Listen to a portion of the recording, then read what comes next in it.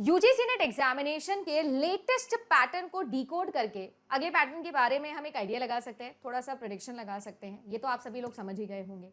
अब आप सभी लोग सोचो कि 2024 दिसंबर का जो आप लोगों का ये साइकिल रहा, जो कि जनवरी में अभी खत्म हुआ है, 27 जनवरी को आखिरी एग्जाम था, इसमें सबसे ज्यादा जो आप लोगों की यूनिट है जिससे मैं मानती हूं कि सबसे ज्यादा नए सवाल पूछे गए, सबसे ज्यादा टेढ़े सवाल अगर जो है वो दो यूनिट्स कौन सी थी जिनसे पूछे गए, तो एक का वीडियो तो आप पिछली बार बना के आ चुके हो, रिसर्च जो कि कल बनाया था, जाकर देख लीजिएगा सुबह 10 बजे।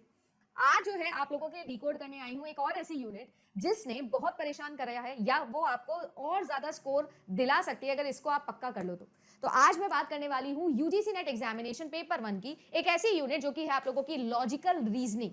ये एक ऐसी यूनिट है जो आप सभी लोगों की या तो लॉटरी लगा देगी या फिर बैटरी लगा देगी। तो चलिए आइए शुरू करते हैं आज का हमारा ये सेशन, जिसमें लॉजिकल रीजनिंग पर हमारा थोड़ा सा ज्यादा फोकस रहने वाला है। तो चलिए स्टार्ट करते हैं आज का हमारा ये वीडियो।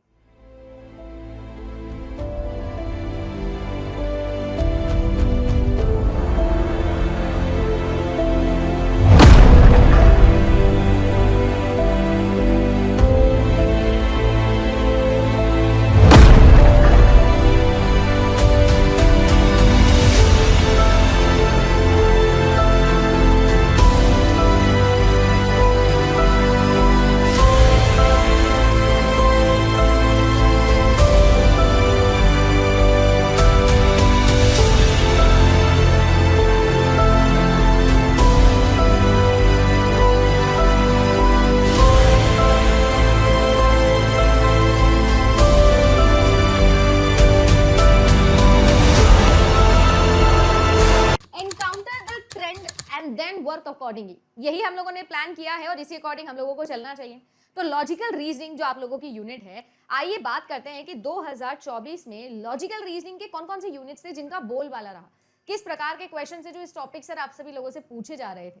तो अब टॉपिक मैंने आपके सामने लिखे हैं और जैसे रिसर्च को मैंने डिकोड करके बताया कि कैसे आप पढ़ सकते हो, अगर आप एक बिगिनर भी हो तो कहां से शुरुआत कर सकते हो, बेसिक्स क्या है, वैसे ही लॉजिकल रीजनिंग के भी बेसिक्स पर बात करेंगे। पहले टॉपिक के नाम देखो, टॉपिक के नाम से थोड़े से फेमिलियर हो जाओ। आर्ग्यूमेंट्स करके एक टॉपिक है, स्क्वायर ऑफ ऑपोजिशन है, मूड्स एंड फिगर है, फॉर्मल फैलेसी है, इनफॉर्मल फैलेसी है, इमीडिएट इन्फरेंसेस है, इंडियन लॉजिक है। इस प्रकार के आप लोगों के जो है वो एक एक करके सारे के सारे यूनिट्स है जो मैंने यहाँ पर लिख दिए हैं, है ना, टॉपिक बाय टॉपिक। बट अगर आप नोटिस करो तो आप सभी लोगों के लिए कुछ कुछ क्वेश्चंस मूड्स एंड फिगर के, इनफॉर्मल फैलेसी के इस तरीके से पूछे गए, इतने इंटीग्रेटेड फॉर्म में पूछे गए कि मैं मान सकती हूं कि ये आपको, अगर आप बेसिक्स भी करके जाते हो, आप सिंपल पढ़ के चले जाते हो तो आपसे नहीं होने वाला है। फॉर एग्जाम्पल मैंने शॉर्ट्स में भी ये डाला था जब एनालिसिस किया था, आप अगर थोड़ा बहुत भी पढ़े हुए हो मूड्स और फिगर्स नाम के इस टॉपिक को, तो आपको पता होगा ये चीज आपसे दे दिया गया फॉर एग्जाम्पल की EAE फिगर नंबर 3 है, ये गिवन है, आपको मूड और फिगर दोनों दे दिया और आपसे ये बोला गया कि आप बताइएगा कि इसके अंदर कौन से प्रकार की जो फैलेसी है वो हो रही है। और ऑप्शंस के अंदर फॉर्मल फैलेसीज भी थी, इनफॉर्मल फैलेसीज भी थी, तो आपको दोनों में से पता करके बताना था कि कौन सी हो रही है, बताइए जी। इस प्रकार के सवाल है जो आप सभी लोगों से पूछे जाने लगे हैं। अगर ऐसे सवाल एनटीए बनाने लग गया है तो आप समझ सकते हैं कि जो फ्रेमिंग ऑफ द क्वेश्चन है, this is getting tougher and tougher day by day, and that will be N obvious thing because competition इतना ज्यादा हो गया है। तो हमें इन टॉपिक को कैसे कैटर करना है, कैसे डील करना है इन टॉपिक्स के साथ में, उसके लिए जरूरी ये है कि rather than just directly going to the topic, आप सबसे पहले किसी भी यूनिट का बेस बनाओ। अब बेस कैसे बनेगा, जैसे कि मैं रिसर्च में बोली कि OCI समझना पड़ेगा, देखना पड़ेगा 8 स्टेप की प्रोसेस क्या है, फिर एक एक स्टेप को अच्छे से समझना पड़ेगा, बिल्कुल वैसे ही लॉजिकल रीजनिंग का भी एक बेस है। अब मैं बेस से आपको ये समझाना चाहती हूँ कि लॉजिकल रीजनिंग जो है वो और कुछ नहीं, थ्योरेटिकल फॉर्म है आपकी मैथमेटिकल रीजनिंग का। लॉजिक्स कैसे बनते हैं, रीजंस कैसे बनते हैं, कैसे आप किसी भी चीज पे इन्फरेंसेस निकाल सकते हो, यानी निष्कर्ष पर आप कैसे पहुंच सकते हो, उन सब चीजों को समझने के लिए आपको जो एक बेस लाइन है जो पकड़ के चलना है पूरी लॉजिकल रीजनिंग में, चाहे वो इंडियन लॉजिक का पार्ट हो, चाहे वो सिलोजिज्म हो, चाहे वो आर्ग्यूमेंटेशन हो, स्क्वायर ऑफ ऑपोजिशन हो, फैलेसी हो, कुछ भी हो, आपको जो समझना है वो है आप लोगों का कैटेगोरिकल प्रोपोजिशन। क्या होता है कैटेगोरिकल प्रोपोजिशन, ये आपको पता होना चाहिए। अब ये कैटेगोरिकल प्रोपोजिशन जो आपने लिखा है मैम, इसमें कैटेगोरिकल जो कैटेगरी वर्ड से बना होगा, रूट कॉजेस का ये है, और प्रोपोजिशन ये शब्द क्या होता है, ये वो इंग्लिश ग्रामर वाला प्रिपोजिशन तो नहीं है, नहीं नहीं नहीं नहीं, ये फिर प्रिपोजिशन नहीं है, प्रोपोजिशन है। प्रोपोजिशन, प्रीमाइस जिसको आप बोलते हो, कथन जिसको आप बोलते हो, ये वो है। एक ऐसा डिक्लेरेटिव स्टेटमेंट जो या तो ट्रू होगा या तो फॉल्स होगा, कभी भी बीच में नहीं छोड़ेगा, आपको बीच मझधार में छोड़ के नहीं जाएगा। तो इस प्रकार के कथन जो या तो सत्य हो सकते हैं या असत्य हो सकते हैं, या तो ट्रू हो सकते हैं या तो फॉल्स हो सकते हैं, ऐसे आप लोगों के प्रोपोजिशंस को हम क्या बोलते हैं, या ऐसे हमारे जो कथन होते हैं उनको हम क्या बोलते हैं, उनको हम प्रोपोजिशन या प्रीमाइस बोलते हैं। जैसे मैं आप लोगों को बोलूं कि आज मैं क्लास में ब्लैक कलर के कपड़े पहन के आई हूं। अगर मैंने आप सभी लोगों के सामने ये कथन बोला है तो जाहिर सी बात है कि आप देख रहे हो, आप बता रहे हो कि हाँ हाँ भाई सही बोल रही है कि ब्लैक कलर के कपड़े पहन के आई हूं। ये जो पानी की बोतल है ये ब्लैक कलर की है, बिल्कुल सही बात है मैम, सही कथन बोल रहे हो। मैं आपको बोलूं कि यार मैं ना यूनिवर्सिटी जाती हूँ या फिर जो है मैं JRF अड्डा के ऑफिस जाती हूँ, आज जो है वो मैं यूनिवर्सिटी नहीं गई, तो आप क्या निष्कर्ष निकाल सकते हो? आप बोलोगे कि मैम आप या तो यूनिवर्सिटी जाते हो या ऑफिस जाते हो, आज आप यूनिवर्सिटी नहीं गए मतलब आप ऑफिस गए होंगे। इसी प्रकार से तो हम निष्कर्ष पर पहुंचते हैं, इन्फेरेंसेस ड्रॉ करते हैं, कंक्लूजन ड्रॉ करते हैं।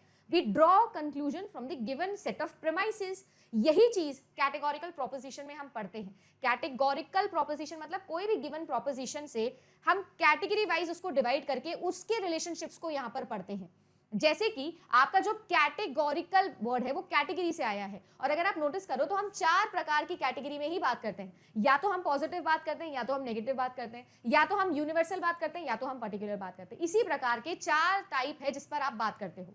देखो, या तो आप अफर्मेटिव बात बोलोगे, पॉजिटिव बात, मैं आज यूनिवर्सिटी गई थी, एक पॉजिटिव बात, मैं आज यूनिवर्सिटी नहीं गई थी, नेगेटिव बात। सारे के सारे जो लोग हैं आज वो ऑफिस की छुट्टी पे है, ऑफिस नहीं गए हैं, एक नहीं, एक नेगेटिव टर्म है, सभी के लिए बोला है। मैं अपने लिए बोल रही थी तो पर्टिकुलर में बोल रही थी, सबके लिए बोल रही हूँ तो यूनिवर्सल बोल रही हूँ।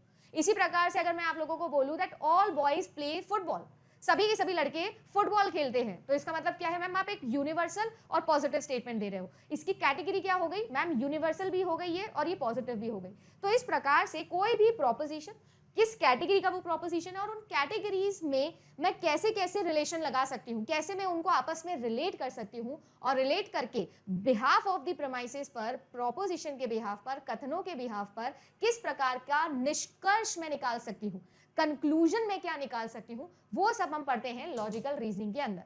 और वो चीज है जो आपकी ये सभी टॉपिक्स में डिवाइडेड है, ये सभी टॉपिक्स उसी के ऊपर बेसिस पर है।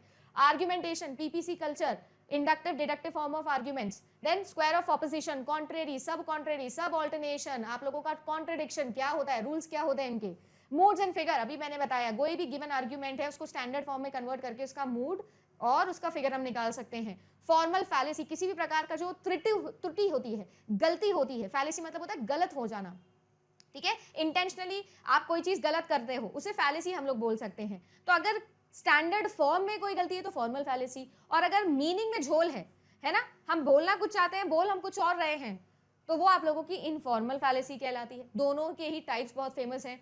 इमीडिएट इन्फेरेंसेस, किस प्रकार से हम मीडिएटेड कम्युनिकेशन करते हैं, किस प्रकार से हम बिना मीडिएशन के भी कम्युनिकेशन कर सकते हैं और निष्कर्ष निकाल सकते हैं। इन्फेरेंसेस मतलब निष्कर्ष निकालना।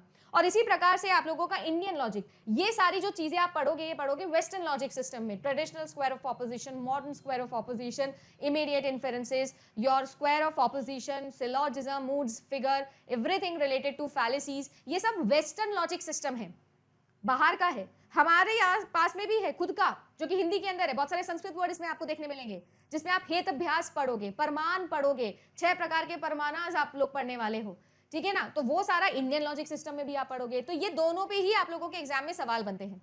उम्मीद करती हूँ कि एक थीम समझ में आई होगी कि लॉजिकल रीजनिंग का क्या मतलब है, क्या ट्रेंड है और कौन कौन से टॉपिक आपको पढ़ने हैं। इसी प्रकार से मैं कोशिश करूंगी कि मैं आपके लिए एक एक करके सारे टॉपिक्स डिकोड कर सकूं, क्योंकि मेरा मानना यह है रादर देन मैं आपके लिए एक एक टॉपिक पढ़ाना शुरू कर दूं, बेसिक्स आपको बोलूं, उससे पहले जरूरी है कि उस यूनिट से दोस्ती करो, थोड़ा सा बेस बनाओ, थोड़ा ग्राउंड रियलिटी देखो कि ये यूनिट है क्या, क्या होने वाला है इस यूनिट के अंदर। समझ गए हैं? उम्मीद करती हूँ कि ये पैटर्न आपको अच्छा लग रहा होगा। कैसा लग रहा है जरूर बताइएगा। रिसर्च किया, लॉजिकल रीजनिंग किया और कब लेके आ रही हूँ मेरी फेवरेट यूनिट, और हम सब लोगों की फेवरेट यूनिट जो होने वाली है at the end of this session, ICT, information and communication technology, और आपके लिए डिकोड करूंगी आईसीटी को।